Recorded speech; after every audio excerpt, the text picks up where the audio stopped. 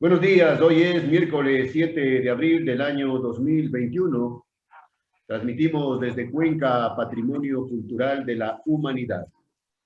Hasta ahora estamos saludando y dando la más cordial bienvenida al licenciado Francisco Escandón, analista de temas políticos, sociales, articulista de opinión. Francisco, buenos días. Gracias por aceptar la invitación. Ayer tuve una entrevista con un economista también que hace análisis y que hace artículos de opinión, y le pedía para iniciar el diálogo un pequeño balance de lo que ha sido esta segunda vuelta electoral. ¿Cómo ha visto usted? Jaime, buen día.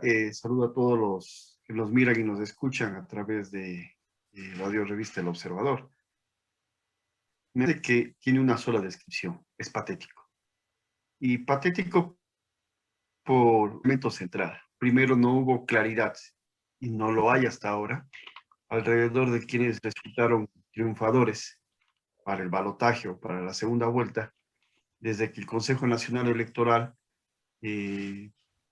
tramó un fraude muy complejo en que no hay que existe claridad. Esa exigencia de transparencia que tenían los ecuatorianos y ecuatorianas fue puesto un sello de clausura por parte del Consejo Nacional Electoral y por parte de las élites del país. Desde allí comienza lo patético de la segunda vuelta electoral, porque en el otro plano ya de la propio proselitismo político que desarrollado por parte de los dos candidatos impuestos por el fraude, no se visibilizan, no se quedan claro qué propuestas, qué proyectos programáticos presentan para que resuelva su crisis, sino más bien las campañas se estructuraron alrededor de los errores y sobre todo de los miedos de qué ocurriría si viene el otro candidato. Por ejemplo, en el caso del correísmo no han trabajado por las fortalezas de su candidato, sino alrededor de las debilidades del candidato de la banca,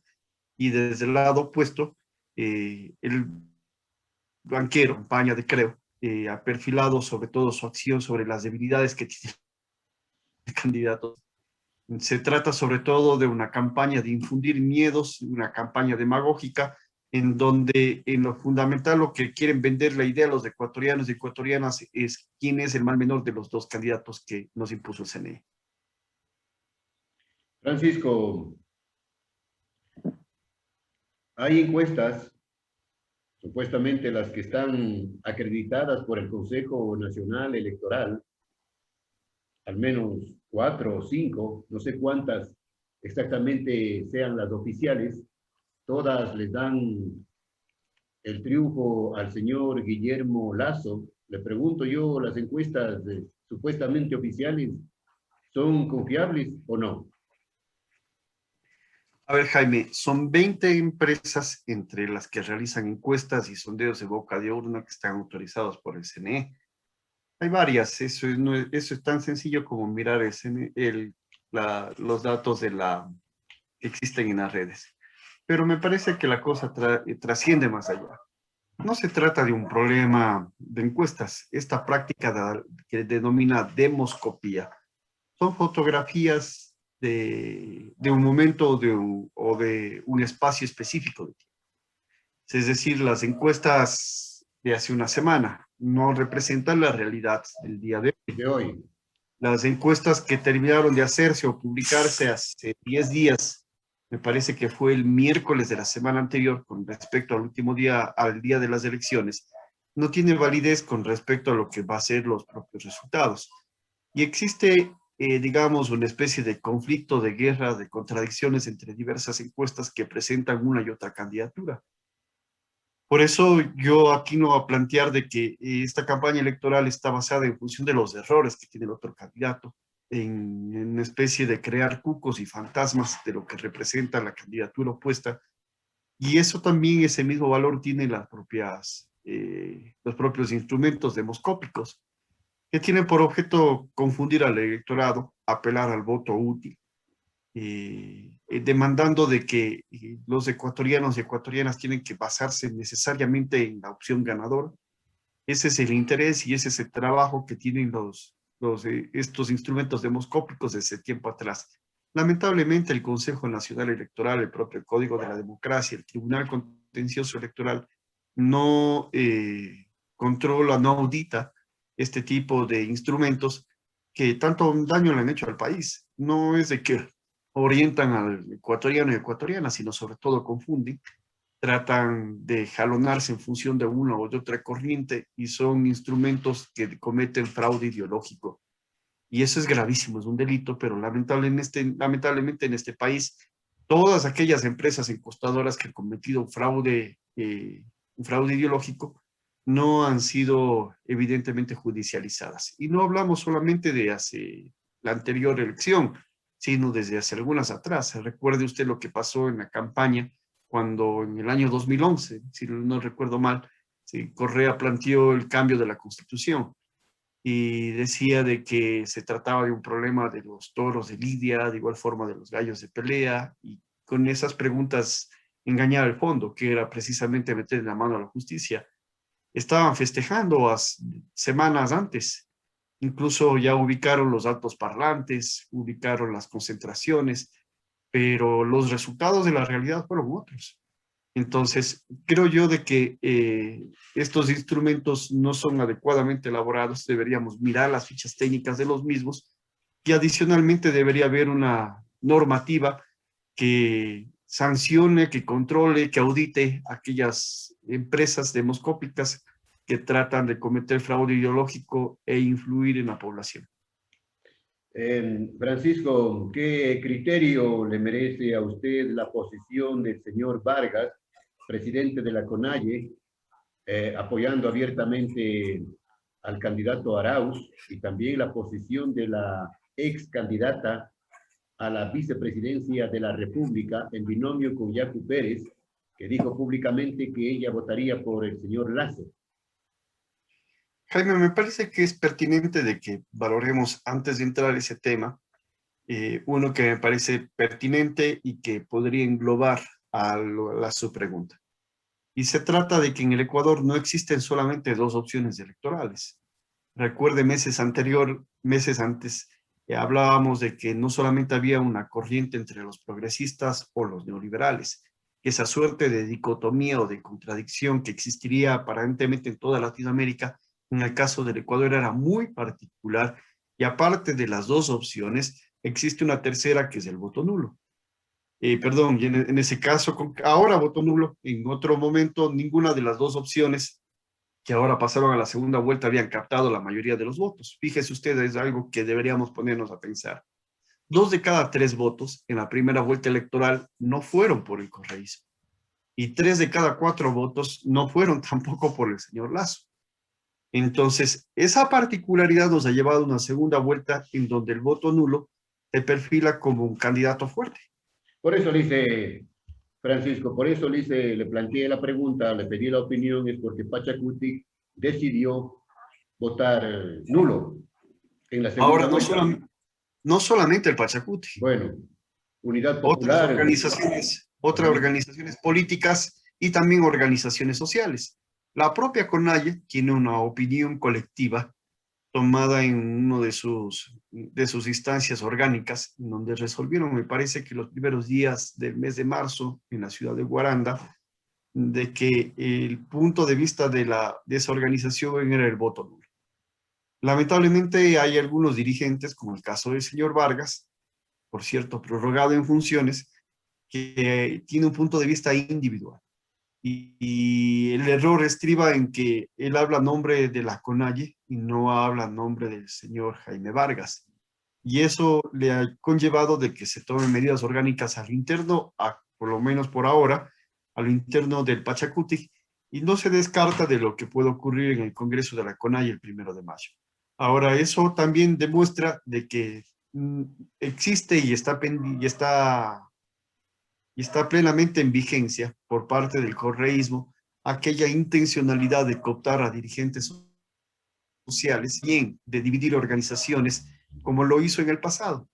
Entonces, Entonces es la hecho el señor Vargas. Y me parece que se quita la careta de cuál ha sido su práctica social durante esta última etapa. Primero pugnó por ser el candidato del movimiento indígena y popular. Luego de eso, de críticas precisamente a la acción del candidato Pérez.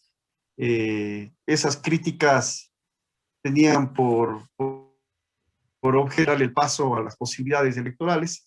Luego se desarrolló una especie de boicot interno para promover la fractura del movimiento indígena. Hubieron encuentros fortuitos con el candidato del correísmo. Ustedes recordarán lo que ocurrió en Bolivia, ese encuentro, luego de una aparente coincidencia en uno de los mercados de la Amazonia de nuestro país, en donde se habrían encontrado por mera casualidad, y ahora se quita evidentemente la máscara. Y por parte de la señora Vilda Cedeño, me parece que es la expresión de una especie de izquierdistas radicales que no entienden el contexto. Y el contexto actual es de que a nombre supuestamente de cerrarle el paso a la falsa izquierda, que es el correísmo, han hecho conciencia con el sector de la banca y el sector de la derecha, cuando en realidad ni una ni la otra opción no representa los intereses del pueblo ecuatoriano. Ahí me vale que entendamos. Uno de cada dos ecuatorianos, es decir, la mitad de los ecuatorianos, no votamos ni por el correísmo, ni tampoco votamos por el señor Lazo.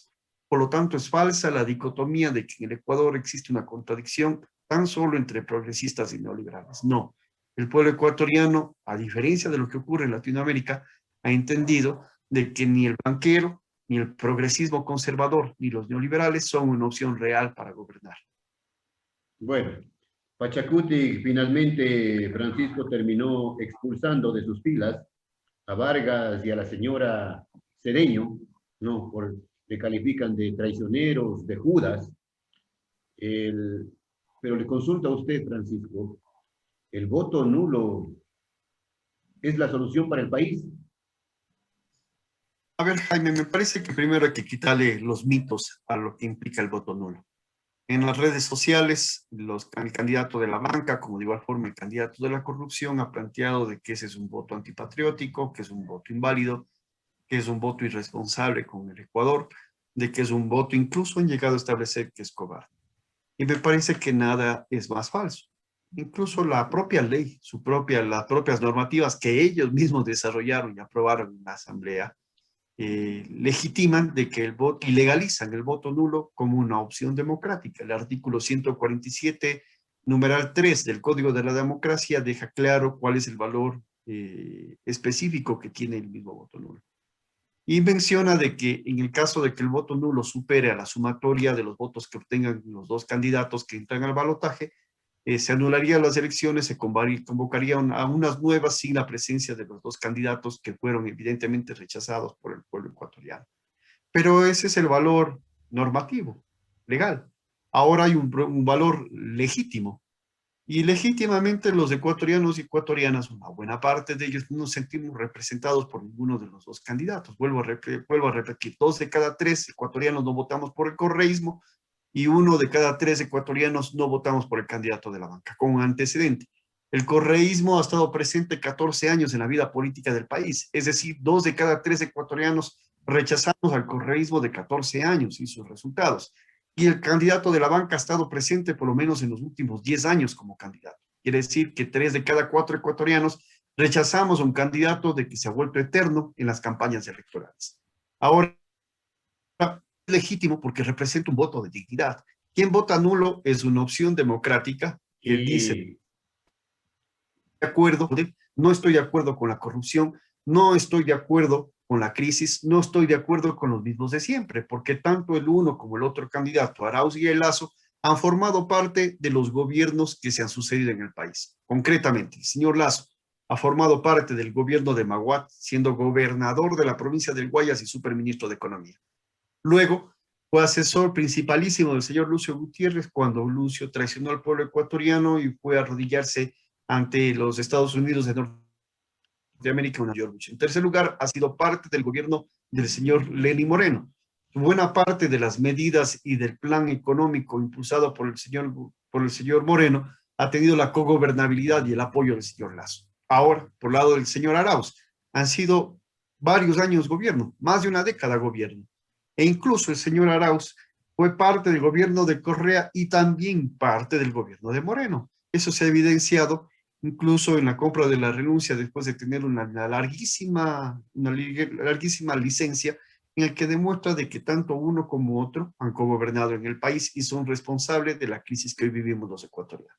¿Y qué porcentaje cree usted, Francisco, que va a obtener el voto nulo? Vea, Jaime, históricamente en condiciones, digamos, normales, comunes y corrientes, pero ahora existe, me parece, un ánimo importante de los ecuatorianos, de una parte de ellos, de optar por el voto nulo. Ahora, entendamos algo. No se trata tan solamente de un problema numérico, porque eso nos lleva al debate tanto en los sectores del correísmo y los sectores de la banca. Les dice, es un voto inválido porque es imposible de que se llegue a la cantidad de votos nulos que requiere para llamar una nueva elección. Y quieren decirnos entonces de que nada sirve que a la gente piense o que la gente actúe votando nulo. Pero me parece a mí de que es un voto de dignidad. Y aunque sea 1% más o sea 20% más, el número que sea, el problema es de que es una decisión democrática de los ecuatorianos y ecuatorianas. Entonces, no nos sorprendamos de que el voto nulo sea de manera importante. Y eso demostraría, sobre todo, de que el próximo gobierno es ilegítimo. Entraría con una gran presión social. ¿Qué ocurriría, Jaime, si es que el voto nulo, permítame hacer un ejercicio de una hipótesis, tiene el 20-25% de peso en el Ecuador? Implicaría que uno de cada cuatro o uno de cada cinco ecuatorianos, de entrada, estaríamos opuestos a un gobierno, a cualquiera de los dos que sea gobierno. Y eso significaría de que habría más vigilancia y control ciudadano y social a propósito de días que se puedan hacer desde Carondelet. Les pone un importante cascabel en el cuello de uno de los dos candidatos para que estar alerta y habrá una importante presión. Estar alerta, cumplan las demandas que requieren. Francisco, estar alerta con los señores del Consejo Nacional Electoral el próximo día domingo, porque ya sabemos que los señores del Consejo Nacional Electoral, denominados consejeros, no gozan pues de la aceptación de la credibilidad del pueblo ecuatoriano. Jaime, me parece de que los consejos nacionales electorales del pasado y de ahora nunca han gozado de la autoridad política sobre los ecuatorianos. Vamos a ver solamente los 4 últimos y quiénes lo dirigían.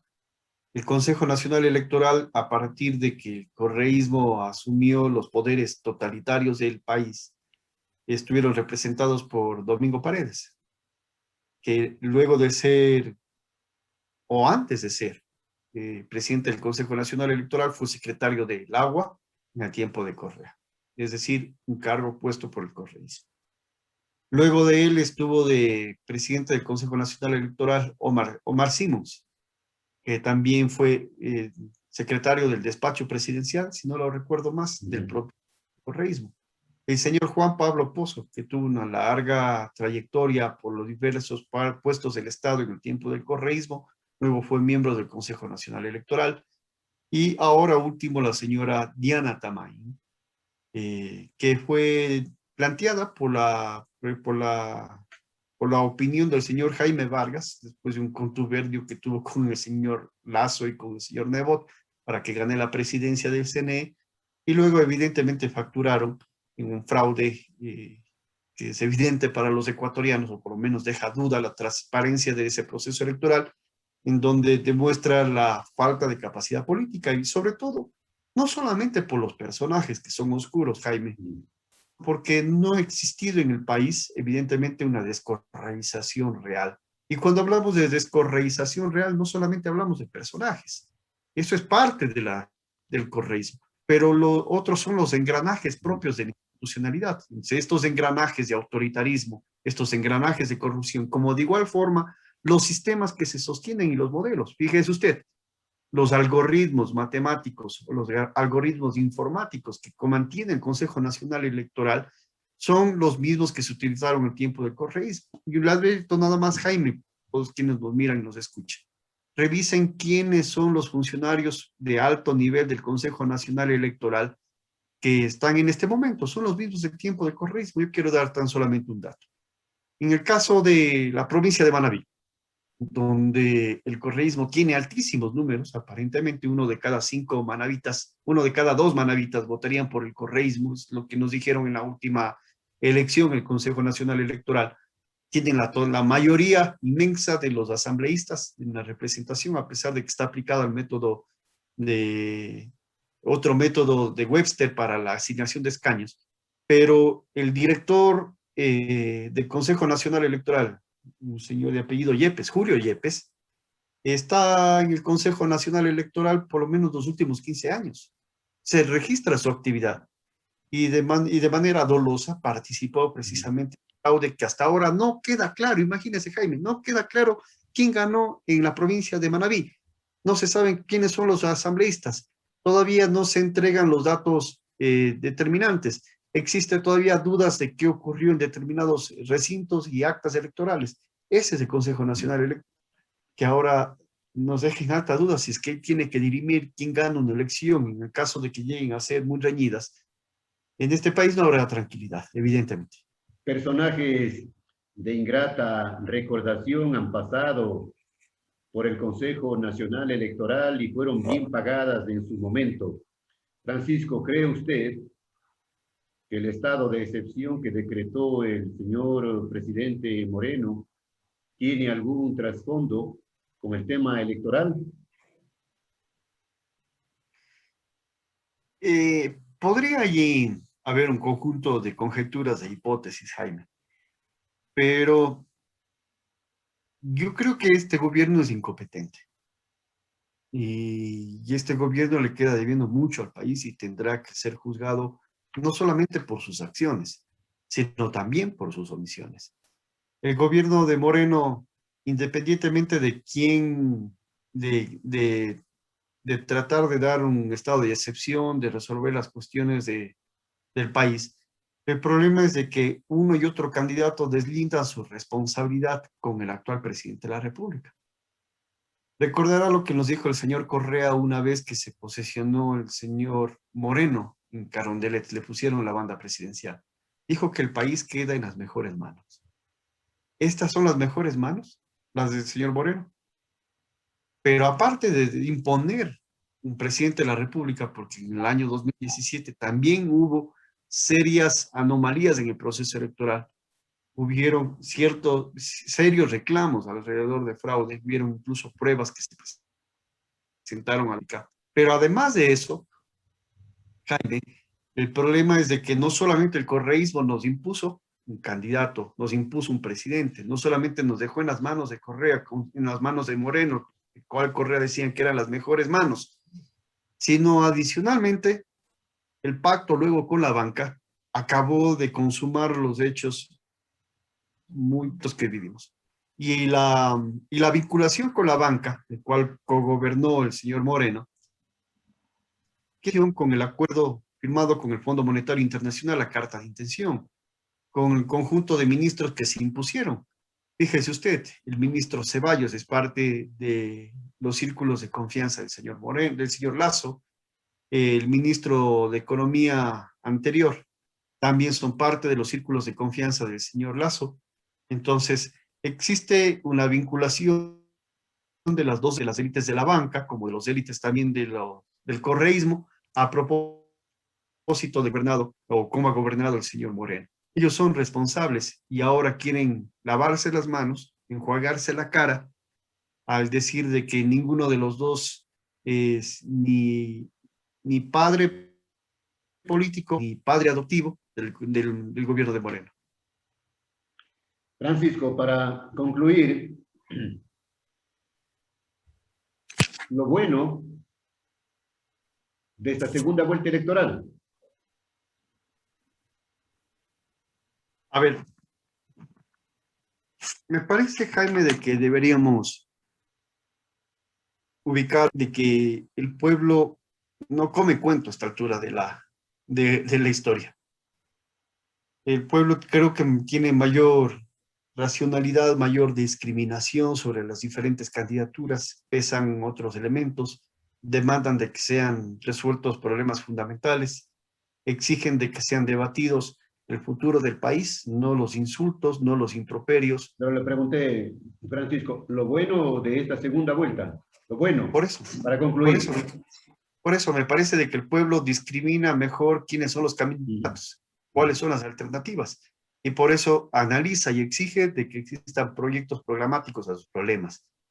El pueblo ecuatoriano discrimina de quiénes son los mismos de siempre. Es decir, lo bueno de este momento es de que el pueblo ecuatoriano tiene una altísima conciencia. Eso no existe en otra parte del mundo, Jaime. Créame, en Latinoamérica, que es la región más politizada del planeta, en este momento, no existe un nivel de conciencia como el caso de los ecuatorianos. Por eso es de que aquí se rompe la dicotomía entre progresistas conservadores y neoliberales. Eso que no existe en otra parte del mundo, existe en el Ecuador. Por eso es de que uno de cada dos ecuatorianos votaron contra de estas dos opciones que son supuestamente dicotómicas en el resto del Y planeta lo malo, América. y lo malo de la segunda vuelta, Dos candidatos que no presentan alternativas ante los problemas de los ecuatorianos, que no tienen autoridad política ni confianza de los votantes. lo feo, Una campaña basada sobre todo en noticias falsas, una campaña en que esconde detrás de sí precisamente no los argumentos en pro de su candidato, sino en contra del contradictor, en contra del otro candidato. usted señala en un artículo, en uno de sus últimos artículos, creo que el último, bajo el título de Allí viene el cupo, es el último, ¿no, Francisco? Difundido a través de las redes sociales, dice, los lacistas olvidan que ya hubo un éxodo de compatriotas por la congelación de depósitos en la que se beneficiaron varios banqueros y los correístas sufren de Alzheimer porque no recuerdan que el mismísimo Rafael privatizó el ingenio azucarero EQ2 y las empresas cementeras del Estado. Empero, lo más risible es motearle a la revolución ciudadana como comunista. Nada de ello tiene. Basta mirar las ganancias millonarias que tuvieron los especuladores financieros durante la década saqueada, con mayúsculas. Jaime, yo denominé este artículo Ahí viene el cuco porque, nuevamente insisto, lo feo o lo malo de este proceso electoral es de la segunda vuelta, es de que los candidatos han puesto como epicentro de su campaña de la contradicción con los males que aparentemente tendría el otro candidato. El correísmo acusa al señor Lasso de las privatizaciones, de que viene el neoliberalismo, pero algo de eso también tuvo el propio correísmo. Entonces, la venta de estas empresas estratégicas del Estado, estos medios de producción que están ubicados en la provincia del Cañar, sobre todo, hablamos del ingenio azucarero EQ2, lo que antes se llamó Astra, y hablamos también de Industria de Cementos de Huapán, Industria de Cementos Chimborazo y otros medios de producción que el correísmo precisamente privatizó. Hablamos de las concesiones mineras y petroleras que también se enajenaron del Estado ecuatoriano.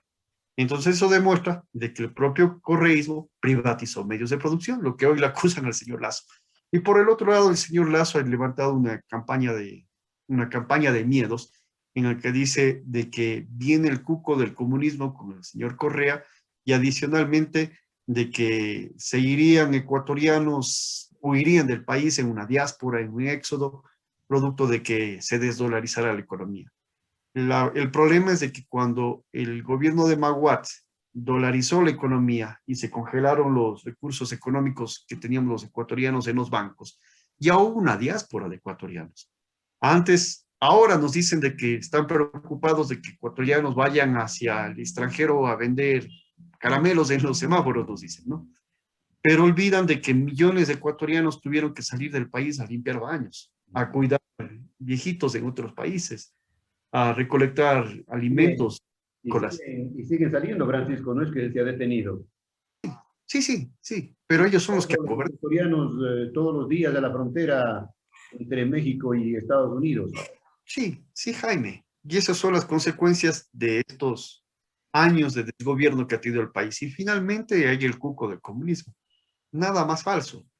Yo creo que deberíamos informarnos más los ecuatorianos frente a esta guerra de infundios y esta guerra de fake news en el que nos han metido los dos candidatos para tratar de dirimir cuál va a ser la suerte del Ecuador en función de falsedades, en función de mitos, porque no ha existido país en el mundo, en el planeta, que haya vivido comunismo, en sentido estricto, porque en sentido estricto el comunismo es una sociedad sin Estado, una sociedad sin clases, y no se han abolido las clases sociales en el mundo entero. Sí han existido países socialistas y dejaron de existir. El último me parece que fue Albania, hacia finales del año 1980, la década de 80 del siglo anterior. Lo que hoy llaman socialistas, aparentemente Venezuela, Cuba, China, también hablan de Corea del Norte, no lo es. Se tratan de mitos. Varios de esos países viven en economías capitalistas estatistas, capitalismos de estados, particularmente el caso de Cuba. Y en el caso de Venezuela, si bien existe un capitalismo, pero ese capitalismo está gobernado por una banda delincuencial que es semejante a la que gobernó el Ecuador. Francisco, volveremos la próxima semana, luego de que los ecuatorianos acudamos el próximo día domingo a las elecciones, a las urnas, una vez más, por la democracia, supuestamente por la democracia. Gracias al licenciado Francisco Escandón, analista y articulista de opinión, desde siempre y hasta siempre, Pancho. Saludos, Jaime.